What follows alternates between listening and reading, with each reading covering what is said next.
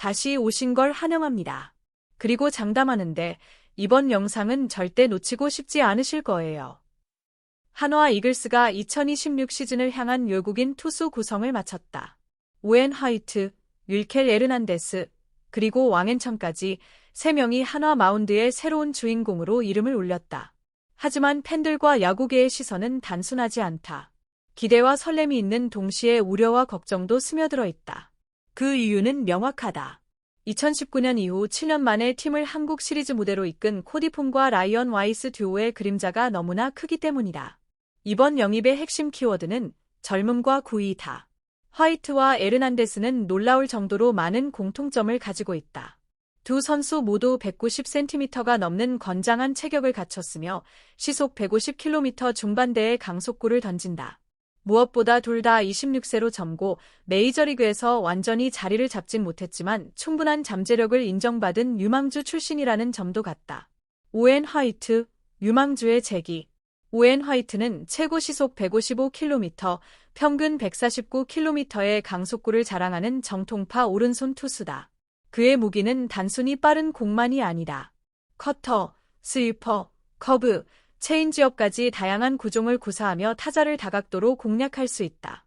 이는 투수에게 매우 중요한 자산이다. 단순한 강속구만 던지는 투수는 타자들이 적응하면 쉽게 무너질 수 있지만 여러 구종을 효과적으로 섞는 투수는 장기적으로 안정적인 성적을 유지할 가능성이 높다. 화이트의 이력에서 가장 눈에 띄는 부분은 2018년 메이저리그 드래프트에서 전체 55순위로 지명받았다는 점이다. 이는 당시 그가 최상위 유망주로 평가받았음을 의미한다. 메이저리그 구단들이 그의 재능을 높이 평가했고 미래의 에이스감으로 점찍었던 것이다. 비록 메이저리그 무대에서 기대만큼의 성과를 내진 못했지만 잠재력은 여전히 남아있다. KBO 리그라는 새로운 무대에서 재기의 발판을 마련할 수 있다면 화이트는 한화의 든든한 선발 투수로 자리 잡을 수 있을 것이다. 한화 프런트가 화이트를 선택한 이유도 여기에 있다.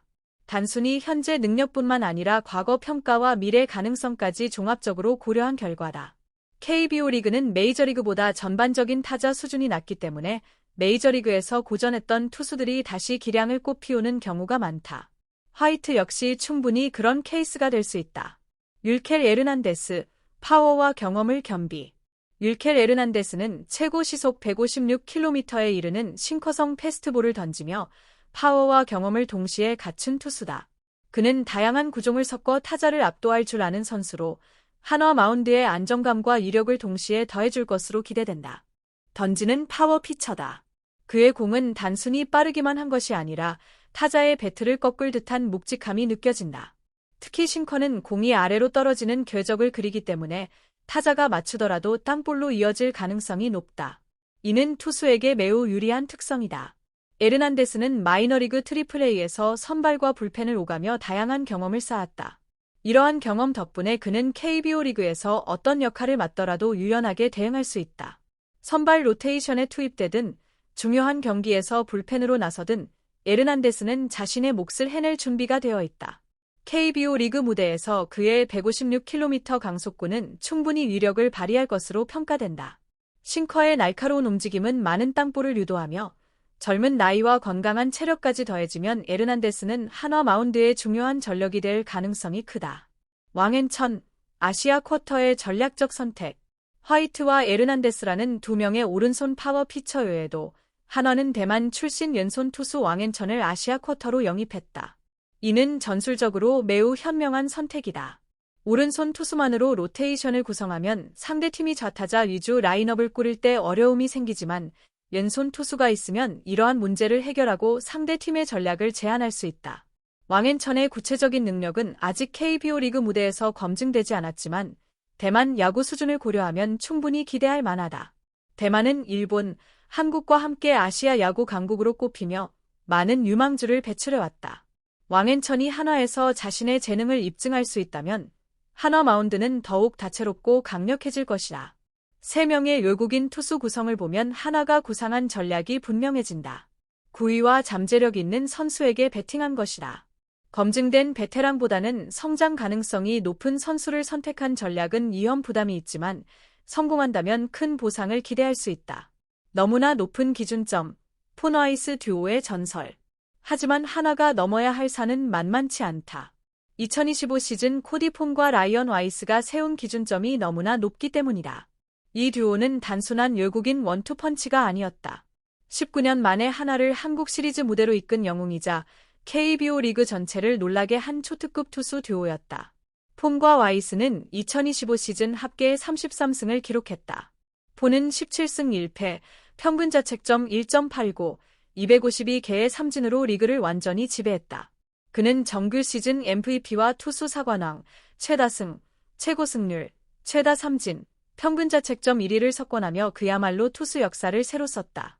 완벽한 시즌이었다. 17승 1패라는 기록은 거의 패배하지 않는 압도적인 지배력을 보여준다. 평균 자책점 1.89는 상대 타자들이 폰을 거에 공략하지 못했다는 의미이며 252개의 삼진은 그가 얼마나 많은 타자를 무력화시켰는지를 보여준다. 라이언 와이스 역시 16승 5패, 평균 자책점 2.87이라는 훌륭한 성적을 기록했다. 폰이 워낙 압도적이었기에 상대적으로 조명이 덜 비쳤지만 와이스의 성적 또한 리그 최상위권에 속했다. 두 투수가 합쳐 33승을 거뒀다는 것은 한화의 승리 중 상당 부분이 이 두 사람의 활약에서 나왔다는 뜻이다.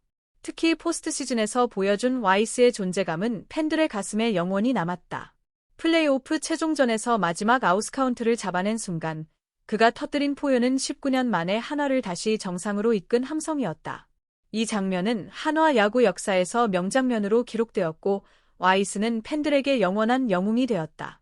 KBO 리그가 요구하는 것은 단순한 구위만이 아니다. 현대 KBO 리그는 외국인 투수에게 단순히 빠른 공만을 요구하지 않는다. 물론 강속구는 여전히 중요한 무기지만 그것만으로는 부족하다. KBO에서 성공하기 위해서는 다양한 능력이 복합적으로 필요하다. 첫째, 이닝 소화력이다. 시즌은 길고 로테이션은 대여섯 명으로 돌아간다. 선발 투수는 매 경기 최소 6이닝 이상을 소화해야 하며 좋은 경기에서는 7, 8이닝까지 던질 수 있어야 한다. 이닝을 충분히 소화하지 못하는 투수는 불펜에 부담을 주고 결국 팀 전체 투수력을 약화시킨다. 시청해 주셔서 감사합니다.